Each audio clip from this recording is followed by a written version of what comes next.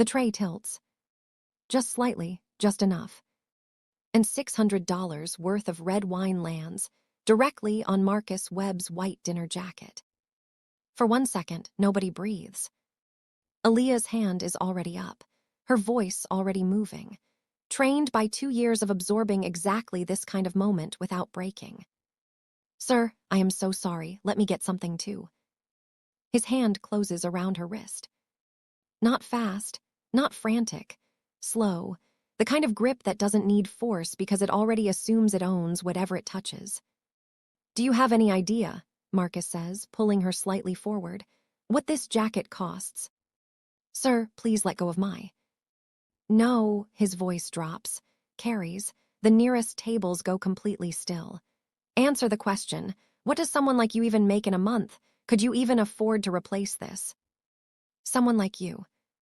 3 words. That's all it takes for 400 people to find something else to look at. Aaliyah does not flinch. Her jaw sets hard. Her free hand curls at her side. Her eyes stay level, not soft, not apologetic, just level, locked into something internal that Marcus Webb does not have access to. She doesn't pull away, because she needs this job, because she knows it, because he knows she knows it. That is the most humiliating part of all of it. Queens, welcome. If this is your first time on this channel, you walked in at exactly the right moment, and I am so glad you're here. Where are you watching from right now?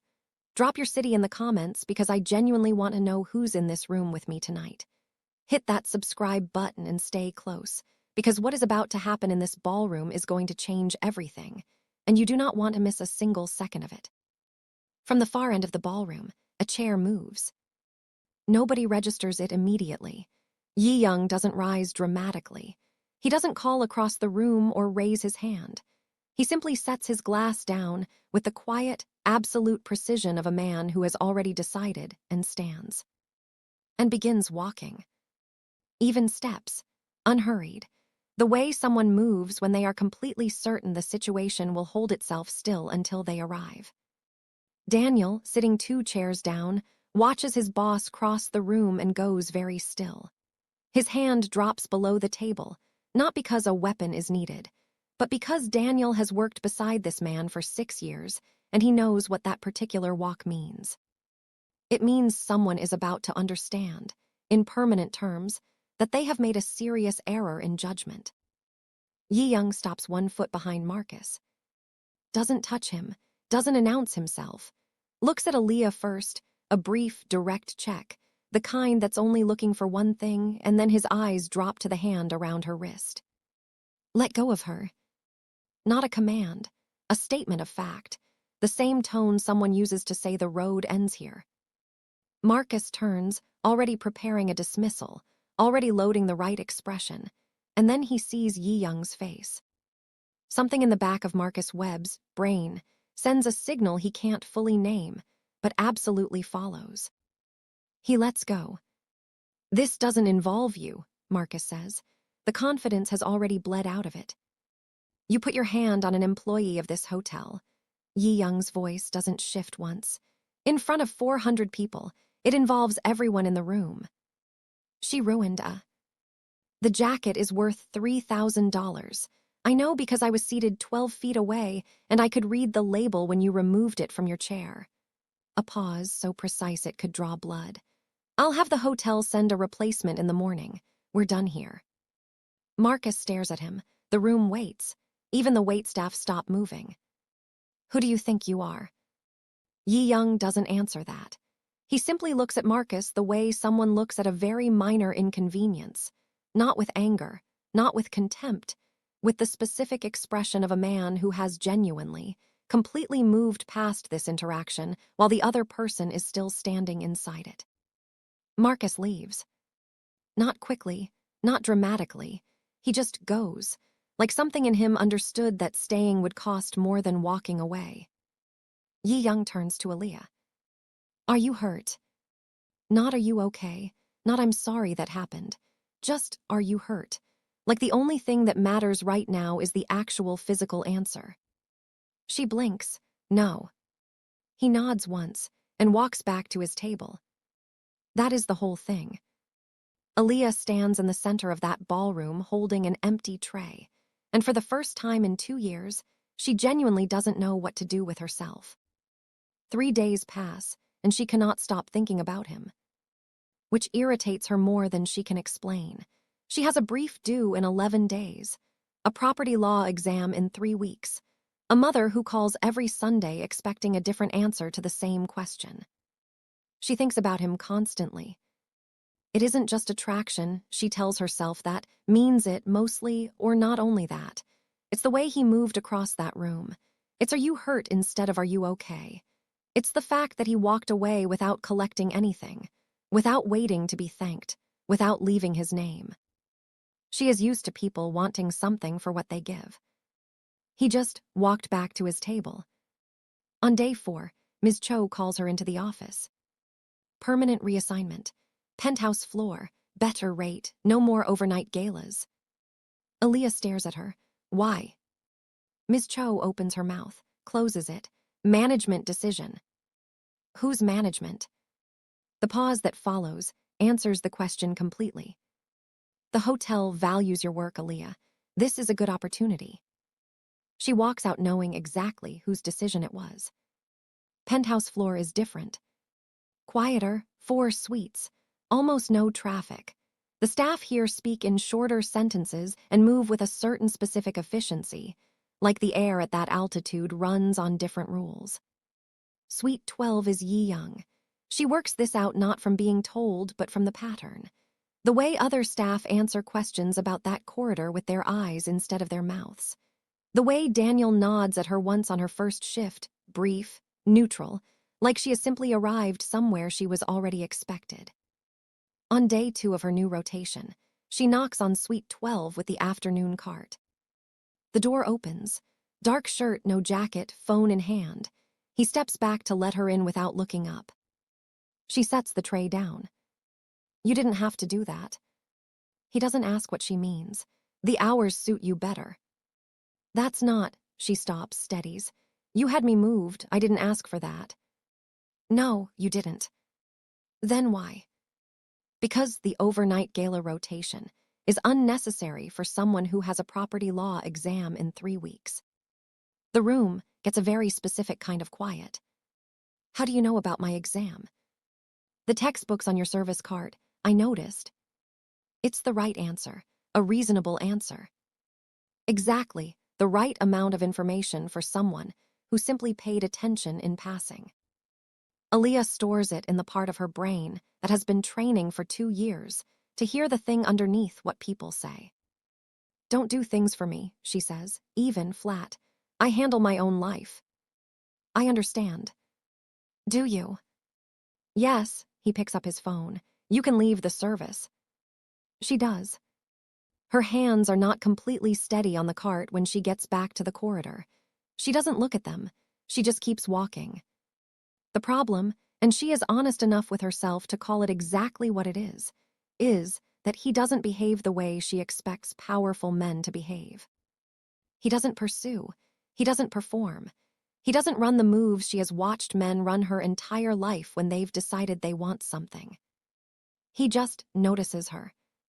Every afternoon he's present, sometimes working, sometimes not. 1 question per visit, always direct, never crossing a line she hasn't opened herself. What is the brief about? Which professor? What area of law pulls her most? She answers, against everything telling her not to, because the questions are real questions, not conversation fillers, not positioning. Because he listens the way someone listens when they are genuinely trying to understand, not waiting for a gap to step into. By day 12, she knows she's in trouble. By day 14, Rain knows before Aaliyah says a word. You're describing a Mafia boss, Rain says, no preamble, just states it like a fact. I'm describing a hotel guest. Who had you reassigned, knows your exam schedule, that you've been talking to every single day for 2 weeks. We don't talk, he asks. And you answer. Silence. Aaliyah, Rain's voice drops. What do you actually know about this man? Enough. That is not an answer, and you know it. I know he stepped in when nobody else moved. Her voice stays controlled. I know he didn't wait around after. I know he. She stops. Say it. A long pause. He treats me like I'm worth paying attention to. She hates saying it, because it sounds like a low bar, because it sounds small. But Rain knows what it actually costs her to say that out loud. Rain knows exactly what 2 years of being invisible does to a person's baseline. Neither of them says anything for a moment. Then Rain, just remember one thing. What? Men who notice everything are also watching everything. It's Daniel who cracks it open. Not intentionally. Daniel does not make careless mistakes, but he sets a folder on the Suite 12 dining table for approximately 40 seconds before he registers that Aaliyah is already in the room with the afternoon service cart. He takes the folder, but she has already read the tab. Aaliyah Carter, background assessment, compiled, 4 months ago. 4 months ago. She had not met Jae-young 4 months ago, had not been in his orbit, had not spilled anything on anyone. She sets the water glass down, slowly, precisely, finishes the service with steady hands and a face that gives away nothing. And leaves. She doesn't come back for 2 days. She spends those 2 days in the university library, not sleeping properly, pulling every public record she can access on Jae-young's holding companies, the same entities she has been tracking for her brief without knowing where they led. She finds it 3 hours into the second day. JY Capital Partners, 3 shell entities, 2 offshore accounts running directly through Hargrove Property Group, one of the central subjects of her corruption brief. And the name appearing as co-investor across 3 fraudulent transactions. Marcus Webb. She sits back in her chair. The library is completely silent around her. She stays there for a long time without moving. She comes back on day 3. Jae-young is at the window when she walks in. He doesn't turn around immediately. And for the first time since the ballroom, she wonders if he already knows why she's here. How long have you had a file on me? He turns. Aaliyah. Answer the question. A pause, clean, no performance around it. 4 months. Before the gala. Yes. Something inside her chest does something she doesn't name. She spent 2 days building armor around this confirmation. She knew it was coming, sat inside the certainty of it until she thought she was ready. She was not ready. So the whole thing, she says. The ballroom, Marcus, you walking across that room. It's not what you think. What do I think? That I manufactured a moment to get close to you. Didn't you? He doesn't answer immediately, and that silence says more than the denial would have. Marcus was already someone I intended to remove, he says. What happened in that ballroom, I did not plan that specific moment, but I was watching, and when it happened, you used it. I used him, not you. The outcome is the same. She sets the tray down with the kind of careful that means she is holding herself in place with everything she has. I became something useful inside a situation you had already arranged. You moved me up here. You have a file 4 months old with my name on it. You know things about my life I never offered you. She meets his eyes. Did you check whether I was connected to your brief before you started, whatever this is? Yes. She blinks. Before I had you moved, he says. You were researching Hargrove. My connection is 3 entities removed, indirect. But yes, I checked. And you moved me anyway. Yes. Why? Her voice cracks slightly on the word, just once. She hates it. Why would you do that knowing I was building something that touched you? He crosses the room, stops directly in front of her. Close, not touching, never without permission. Because by then, he says quietly, it didn't matter anymore. She stares at him. I have spent 15 years treating people like variables in a calculation, he says. You were supposed to be background. Someone flagged because you were asking the right questions in the wrong direction. He stops. And then I watched you stand in that ballroom while Marcus Webb did what he did, and I watched you choose not to break. Not because it didn't hurt, because you were protecting something more important than your pride in that moment. He exhales. And I couldn't sit at that table anymore. The room holds completely still. That doesn't fix it, she says. I know. You built everything on a lie. I built something I never intended to build at all. The beginning was calculated. Everything after, he stops. I don't know how to make you believe that. I'm not sure I have anything you'd accept as proof. You don't. She picks up the tray. Her voice is very controlled now. I have a brief connecting you to financial fraud. I have a relationship that started while I was being surveilled. I have. She stops, breathes through it. I don't know what I have. She walks out. Queens, I need you right here with me right now because this moment is everything. Aaliyah just walked out that door carrying the truth in one hand and her feelings in the other, and I need to know where you stand. If you think she made the right call, tap that like button right now as pure solidarity with her. And comment below, do you believe Jae-young's feelings are real, or is Aaliyah still just a calculated move on his board? Because this comment section is about to split completely in half and I want to see exactly where every single one of you lands. Subscribe if you haven't already, because what happens next is the part of this story that changes everything. She resigns from the hotel that night. Hands in the letter, collects her things, walks out the Grand Alara for the last time in her uniform with her head straight and her hands steady. Rain is parked outside at 11 p.m. She doesn't say I told you so, not once, the whole drive. Which is the most loving thing she has ever done. Tell me what to do, Aaliyah says finally. About the brief, or about him? Both. Rain drives, doesn't rush the answer. What does the brief actually prove about him specifically? Three-entity connection. He's not the primary target, but he's in the chain. And Marcus. Direct involvement, 4 fraudulent transactions. He used JY Capital as a pass-through. A pause. Without authorization, or at least that's what the paper trail shows.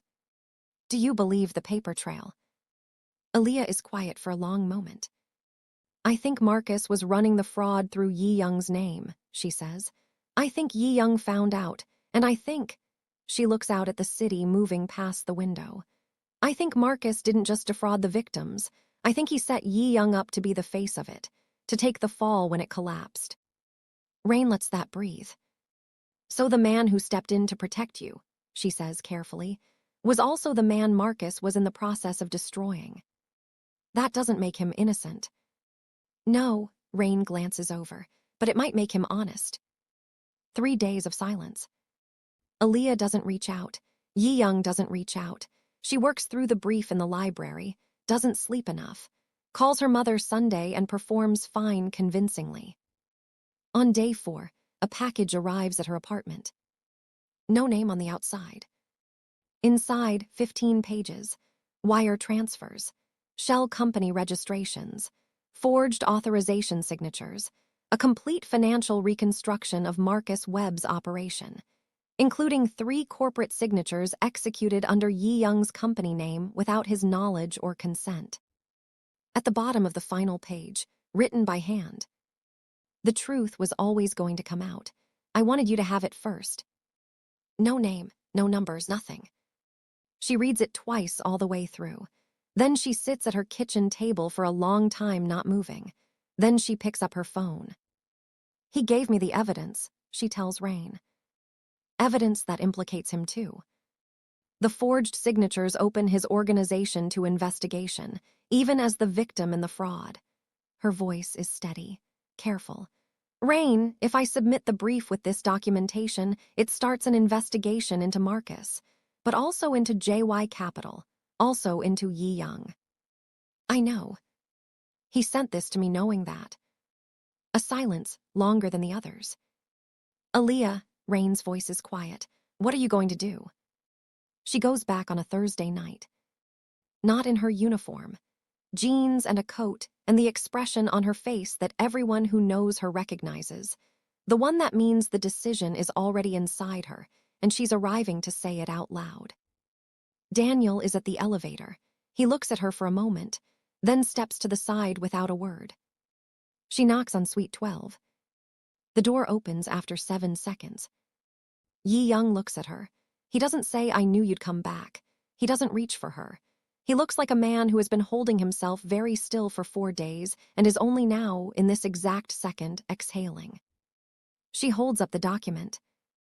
"You sent this knowing what it would do to you." "Yes." "It opens you up to investigation." "It clears me of intentional fraud. An investigation proves that."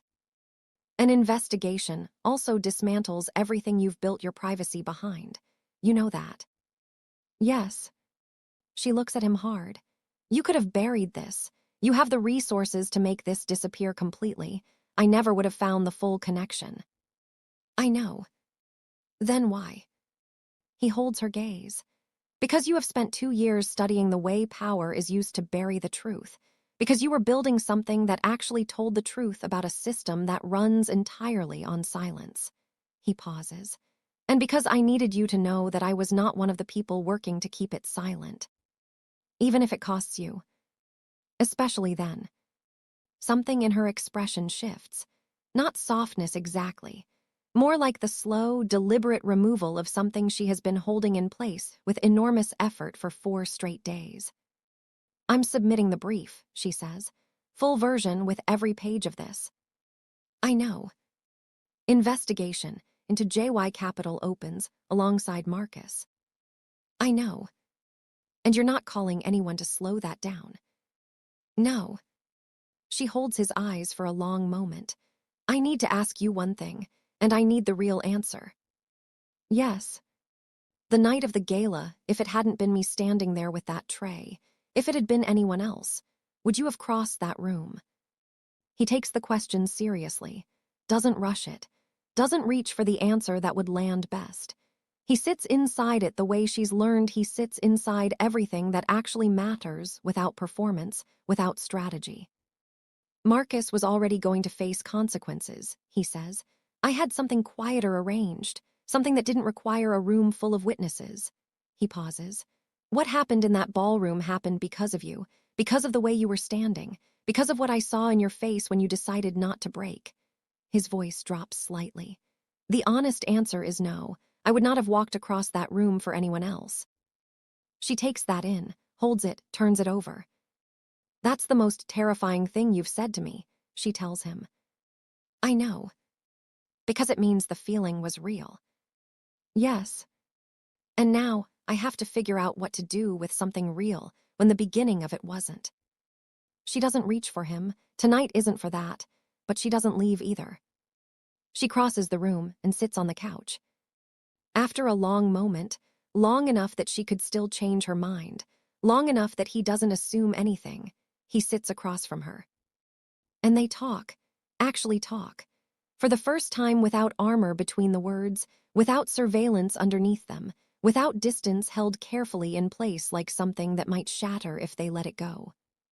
2 people in a room at the top of the city, with the truth sitting openly between them and the windows, slowly beginning to lighten outside. The brief is submitted 6 days later. It opens an investigation into Marcus Webb within 3 months.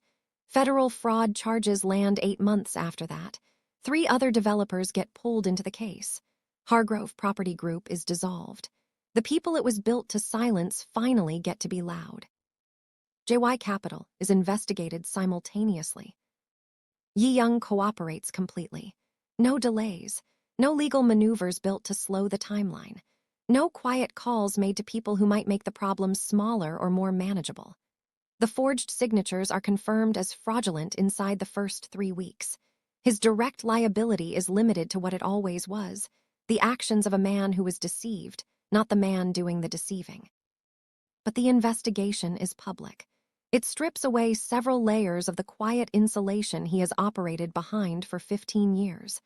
It costs him in ways that don't show up in legal documents. He does not disappear. He does not run. He does not spend a single dollar trying to make it quieter than it is. He simply stands in it. Aaliyah watches that from a distance, then from slightly closer, then from beside him, because watching someone choose full transparency when they have every resource in the world to choose the easier thing does something to you that cannot be undone. It rewrites the shape of what you thought was possible. It makes you ask harder questions about what protection actually looks like when it isn't performing itself. She doesn't erase the beginning, never pretends to. The file existed. The calculation existed. She was, at some point, a variable in someone else's blueprint. That is the truth, and she does not sand it down into something easier to hold. But she has spent 2 years studying how power moves, what it looks like when it is used against someone, what it looks like when someone turns it against their own interests for the sake of something true. That second thing, she has almost never seen it. Not like this, not cleanly, not without a receipt being kept somewhere. She sees it now. Months later, early morning, Rain's kitchen. How do you actually know? Rain asks, coffee in hand. No softness in the question, because she loves Aaliyah too much to offer softness when the real question is harder. How do you know you're not still standing in that ballroom while he arranges things around you that you can't see? Aaliyah is quiet for a moment, not deflecting, thinking, turning it over the way she turns over evidence, looking for the weak point. He keeps asking if I'm hurt, she says. Rain looks at her. Not are you okay, not is everything fine, not how are you doing, just, she pauses. Are you hurt? Every time something difficult happens, that's the exact question, always that one. She looks at her hands. Someone running a game doesn't ask that. Someone running a game asks the question that gets them closer to what they want from you. She exhales slowly. He asks the one that gets me what I actually need. Rain holds that for a while, long enough that Aaliyah knows she's taking it seriously. Okay, Rain says finally. Okay. I said okay. She takes a sip of her coffee. I'm not saying the beginning wasn't what it was. It was. I'm not saying he's without complication. He isn't. But okay, Rain meets her eyes. I see it. Aaliyah looks out the window. Somewhere across the city, in a building that is now slightly more exposed to the light than it used to be, a man who spent 15 years watching everything is slowly learning what it means to be watched in return. Not surveilled. Not assessed. Just seen. By someone who knows exactly what she's looking at and chose to stay anyway. And somewhere outside a hotel that no longer employs her, a woman who spent 2 years being invisible is learning that being truly seen and being carefully managed are two completely different things. She knows the difference now. She knows it the way she knows case law, the way she knows evidence, the way she knows, with the particular certainty of someone who studied how power buries the truth, what it looks like when someone uses their power to set the truth free instead. It is, it turns out, exactly what she was building toward. She just didn't know who was going to be standing at the end of the brief. Queens. Sit with me here for a second before we close this out, because I've been in this story with you, and I need to know something before you go. Aaliyah submitted that brief knowing it would open an investigation into a man who had just handed her the most vulnerable thing he owned. She chose the truth over protection. She chose the case over comfort. And I need you to tell me in the comments right now, could you have made that same call? Because that choice she made was not simple. It was not clean. And I don't think it was supposed to be. If this story hit something real in you today, like this video as a way of standing beside Aaliyah in that choice. Subscribe if you haven't already, because every story on this channel is built for the woman who needs to hear something true before she goes back out into the world. And share this one. Send it to someone who needs to be reminded of the difference between being seen and being handled.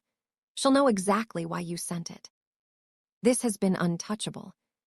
And she was. From the very first second, she set that tray down and refused to break, completely, absolutely untouchable.